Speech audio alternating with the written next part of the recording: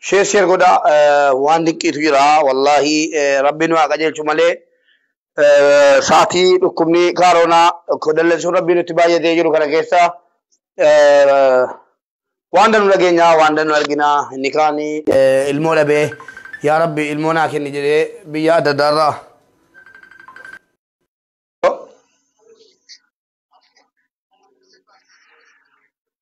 يوم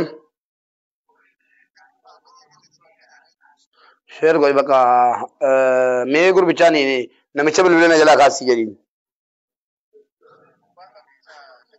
اين ان هذا هو نمچيسون ما بلنا جلا قابني نركنا قبسون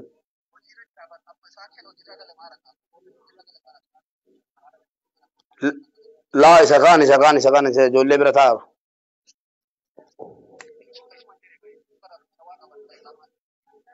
ماشي بقى جريش السلام عليكم ورحمة الله وبركاته أكم جرتوا بولي وكينا نجاك سنين جباتو بغنا غاتاتني غيا داكدا واندكي وين كبدير فيجرا إنسي واي بوليتي كينا بيا سعودي عربية نانور يادين كيساتي علمو إسي غتي بدي جدمي سلالي غا كما سيمبتنو yeroo hunda waa ifaan ifatti as baaseen dubbadhuani maaliifi kaan dhofsaamu maal jedhani kaan dhiitaa isa jedhamu sanan fayyadama yeroo danu haa ta'u malee keessattuu immoo dhiibbaa shamarran irraa yeroo danu ga'u ilaaluudhaan calliseen bira darba jechuudha waan tokko calliseen bira darba garuu amma immoo eddee ilmoo innaan ni ga'u callisuu hin dandeenye jechuudha sagaleen kun dhaga'ama ta'e شير قولاتي نموت فيدا كيستو ورساو دربيا جرتنو نانوري جرتنو ساعتي ما دي كافتري كبوليتي كن بربادني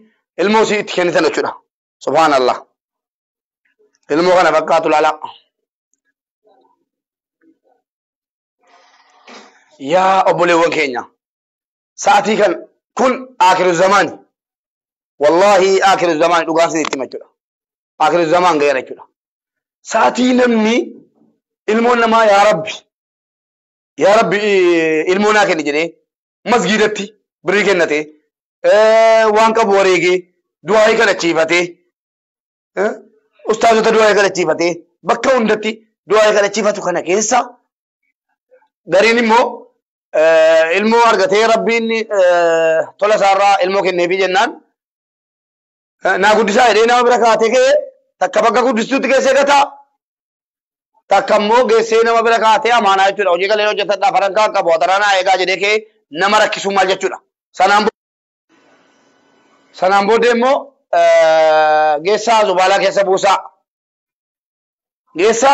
keessa buusaa jechuun maal jechuudha ilmoo maal jedhama amma kun amma safuun cabsine shari'aa keessaan baane kun sin baafne obboleettii keenya bilbila siitiin argachuu yaalleerraa dubbiin akkasii dhaggeeffadhaa dubbicha Allah kaasee jettema bilbila sitti bilbilaa turre inuma bilbila cufaadha bilbila cufattee badde akkamitti cufattee badde isa jedhu waliin laallaa hundi keessaniyyuu mee nama kudhanitti namni 200 kun nama kudhanitti yeroo asirratti haasofnu hojiirra ooluu qaba jechuudha dhaggeeffattanii asirratti magan jettanii koomentii kennitanii boostanii maal jettee deemuun qofti faayidaa hin qabu namatti ergaa mesenjeraan nama 10 nama 15 itti ergaati namoota baay'isaa maaliifi nama 3,000 ilaalamneerra 10,000 ilaalamneerra kun waa nu argaa wayii miti rakkoo keenya furuu qabna jechuudha. Keessattuu sa'aatii dhukkuba kana sa'aatii dhukkubni kun gannutti harca'ee bakka goruu dhabnee yaa rabbi jennee du'aayii kadhataa jirru keessa ilmoo ofii geessaa zubaalaa keessa buusaa jechuun wallaahi rabbi badaa nu obsee jira jedhan akka badii keenyaatti waan silaa dhiisabbo alhamdulillah rabbil alamin rabbiin immoo badii keenya laalaan jiru jechuudha rabbiin badii keenya laalaan jiru rabbiin akka keenya ta'e utuu rabbiin badii keenya laalee wallahi guyyaa tokko mul'achuudha alhamdulillah yaa rabbi amma satti dhiifama nu godhi gooftaa koo hojii keenya laalin qaata sin jenne hojii keenya laali yaa rabbi kana jenna hundumti keessanii sheer godhaa nama kudhan kudhanitti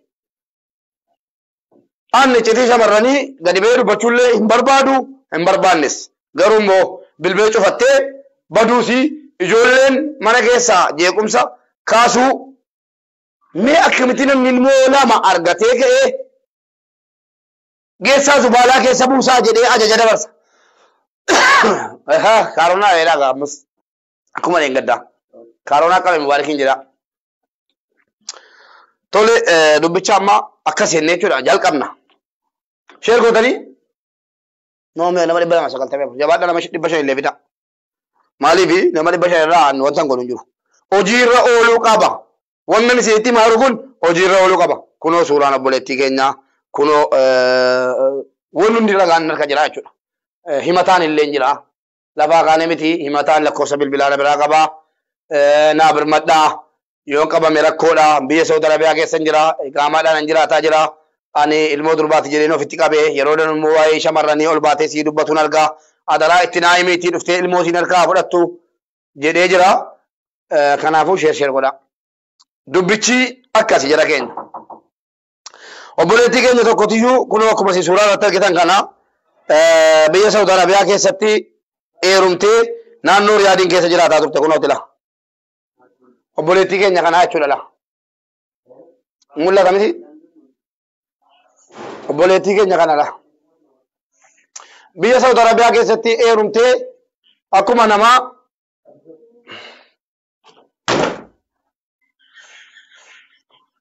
heerumtee akkuma namaa jiraataa turte jechuudha jireenya isii kana keessatti akka carraa ta'ee jireenyi biyya namaa biyyuma namaati abbaan manaasii jalaa qabamee mana hidhaa gala yeroo abbaa manaasii mana hidhaa galu kana keessa egaa akkuma rabbitti fuudhee jireenya ofii kophaadhuma cunqursite jechuudha namni iqaamaa hin qabne biyya Saudi Arabiyaa keessatti yoo qabame saatii kana haadhumatu itti darbee ilmaan guddisaa jechuudha sana booddee utuu guddiftuu gidduudhaan geessitee guddiftuu bira keessee hojii galtee jara guddistuudhaaf maallaqa kafaltee guddifataa turtee jedhan sana booddee immoo achi godhattee obboleessa keenya tokko kan iqaamaa qabu yoo bilbilli isaa hojjetisiniif an affeeraa bira keessa hidhatte bira keessee hojiin galaafanii maallaqan guddistuudhaa kaffaluun dhabee obbolanaa kaa'e jettee bira keessee hojii galte erga hojii galtee ji'a lama bilbiltee ilmaan sii kana gaafataa turte jechuudha ji'a lamaaf ilmaan sii kana bilbiltee akkamitti jiru ilmaan koo jettee gaafataa turte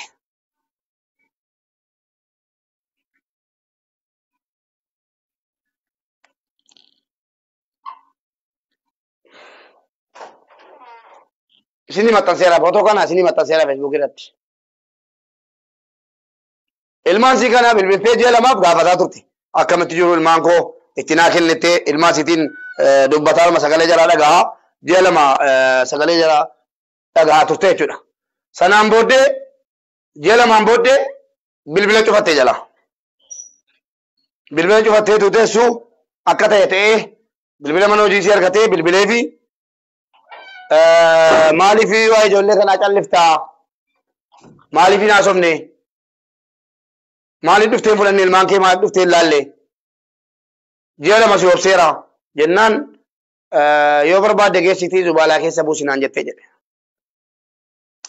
maal jechuudha kun abbaa manaasii miti kun isii gargaaruu birkaa fuudhe nama harkaa ilmoo fuudhee isin gargaara hojii gali jedhee dhiirri tokko namni warra qabu tokko fakkeenyaaf keessattuu namichi warra qaba namni warra qabu ilmoo irkaa fuudhee garaa laafii fi mana kaatee ilmoo namaa guddisuun hin jabaata jedhan haati ilmoo sii guddisuun hin jabaata ilmoo namaatti abbaa ta'anii haadha ta'anii guddisanii fi ji'a afuriif fira taa'ee geessaa zubaalaa keessa buusaa jechuun maal jechuudha kanaafuu jennaan obboleettii keenya bakka jirtu as baatee akka ilmoo keetti dhiyaattu. Ilmoo keetti dhiyaadduuti kottuu ilmoo keetiin nama rakkisini. Namichi kun abbaa manaa miti, abbaa manaa keetii miti, obboleessa abbaa manaa keetii miti, firayyuu miti, naannoo tokkoyyuu miti abbaa manaa keettiin. Sa'aatii kana yoo dhiqqa dhageesse hin beekamu sheer godhaa viidiyoo kana. Sa'aatii kana ilmi namaa meeqatu ilmoo dhabee isin kun nameen beeku?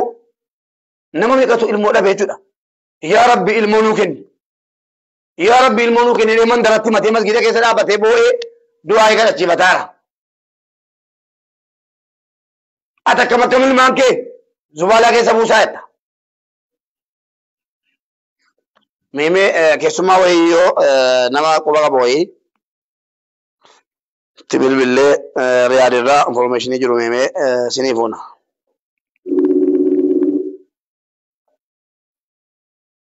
Salaamu alaikum.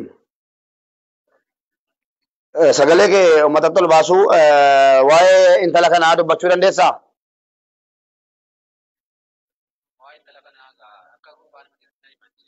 Tole meemee akka dhageessetti dubbadhume sagalee kee uummatatti dhageesseera kun amma jalqabeera. Dhaggeeffadha sheer godha. Mee dubbicha nutti himi. Egaa dubbichi akka gurbaa dubbiseera. Gurbaan naannoo mana isaas bakka isaas bareera. Intaloon kun waggaa kanaati akkuma kana ijoollee mana guddisaatti gattee baddeennaan suuraan sibees warra dhifamnaan sodaattee dhattee mana sanaaf fuutee immoo ijoollee baadiyyaa jirtu janajjantee yoo fira magaalaa keessaa qabaattan jettee ijoollee baadiyyaa janajjantee naan ijoolleen baadiyyaa sun immoo fira magaalaa qabnaa jedhanii ijoollee firaan wal barsiisan jechuudha. Akkasitti erga wal barsiisan ijoollee kana geessee mana sawwaaba kana jechuudha. Mana nama muqiima yookaan qaama qabu qabaattee dalagaa naga dalagatee dhufattee dhaftee amma ji'a lama qabu hin dawwalteefi. Mucaan kan koo akkam ijoolleen akkam dhufaan jira tuma jettu ji'a lama geessee kanaan booda ji'a sadaffaatti erga darbite silkii kaasuu didde. Silkii kaasuu diddeetti dawwalameetiin kamee jennaan kottuu ijoollee kan kennu kaa fuudhii jennaan gadi baasaa zubaalaatti gataa yookaan immoo mormaasii keessaa yaasaa gataa jettee akkasitti gattee baddeennaan gurbaan kun amma sa'aatii kanaa jechuudha. Hin bu'aa jira shaarra fiigee jechuudha. Ofii isaatii nama muqiima ta'u malee yeroo kana hojiin cufamee jira haadhaan jedhe. Deemee namarraa yaala shantamaan kana nyaachisaara. Rabbi rasuullee sagalee naa ta'a haadha mucaa kanaatti naa barbaada akkasitti akka jedhee bu'aa jira jechuudha. Subhaanallah. Isiin immoo maqaan dhugaa Khadiijaa jedhamti. Ijoollee Arsii Asallaati intaloon. Hello. Salaamu alaikum qoy bilbila kaaseera obboleessa koo dhiifama qoy. Salaamu alaikum. Ijoolleen haati gattee badde si bira jirti? Ijoolleen daa'ima lama wayii haati gattee badde naan si bira jirti jedhani. Ijoollee lamaan harkatti gattee badde haati naa barbaadaa jettee dhaammattee turte.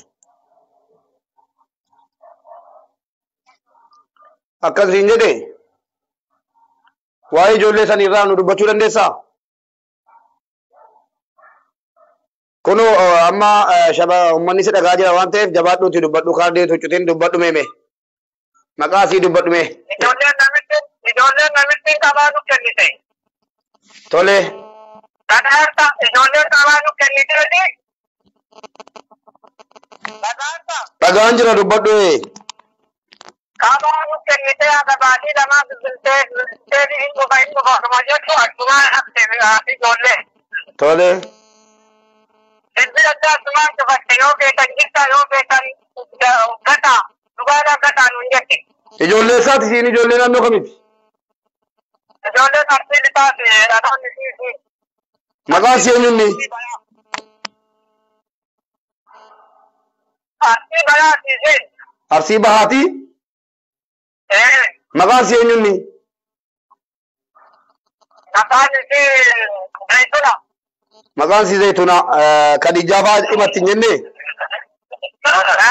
Khadijaa sin himatti hin jenne? Maqaan si Khadijaa sin himatti hin jenne? Khadijaa Zaytuna Khadijaa si himu. Khadijaa dhaloonni isii Zaytuna Abuuna Difaatoon.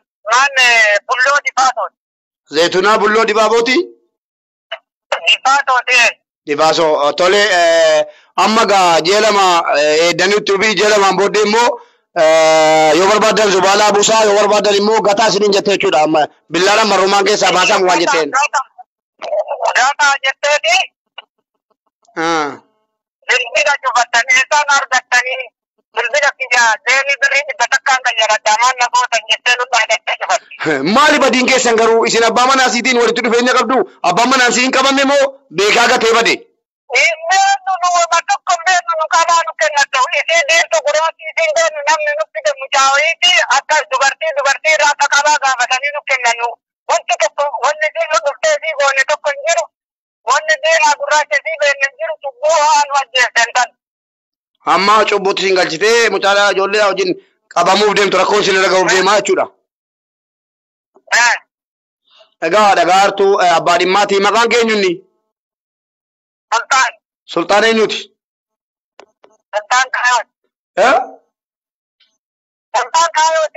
Sultaan Kaayoo obboleessa keenya inshaallah yoo argine bilbila kootti bilbila koo namni hedduun beeka waan ta'eef yoo obboleettiin keenya sii bilbilte bilbila kee qabdi miti isiin yoo sii bilbilte yoo sii bilbille immoo bakka hundatti viidiyoo kana babbacaafnee sii barbaanna galatoomii yoo wanni aaraan jiraate bilbila keetii sii bilbilla.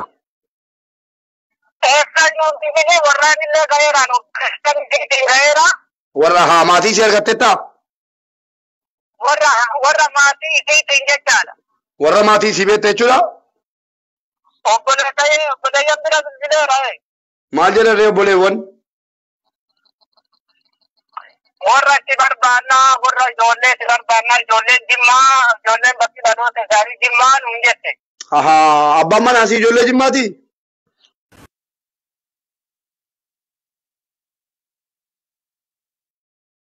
Qabame nama gariin hin gatee bade jedha gariin immoo hin qabame irraa qabamee hidhaa jira jedha gariin galeera jedha. Qabamee biyya bu'eera biyya galuullee hima jedhan inni nuu. Qabamee irraa gale malee jireenyuma gaarii jiraataa turan jechuudha waliin. Eenjira. Tole obboleessa koo yaada keetiif guddaa si galateeffannaa inshaallah abbaallee itti barbaannaa meemee haadhallee itti barbaannaa ammasitti gaa walumaan nu rakkadhu inshaallah yeroo dhiyoo keessaa furmaatatti goona. Hayya kaadaraa sinitti haa ta'u ka'anitti kollaa biyya deemee sanuu an biyya deemee ture waan akka siitiin qabu dalagatteen qabu ijoollee kan akka haramma taratti itti dalagaa kanitti ijoolleen jiraataa jiru. Tole obboleessa koo. Hayya adaraa sinitti haa ta'u naa barbaada. Tole. Hayya. Egaa akkuma dhageessan obboleewwan keenya abbaan manaanis maqaan isii Zayitunaadha. Inni dhugaan jedhee maqaa abbaallee dubbatee ka'ee viidiyoo irratti ani yaadadhu. Kanaafuu jennaan obboleewwan keenya bakkuma jirru viidiyoo kana sheer goonee obboleettii keenya abbaan manaa keetii akka dubbatamaa jirutti qabamee sirraa ijoollee Jimmaati jedhanii intalli immoo ijoollee Arsiiti abbaan manaa qabamee irraa biyya galee jira jedhanii egaa rabbi jedhaati viidiyoo kana bakka hundatti sheer godhaa.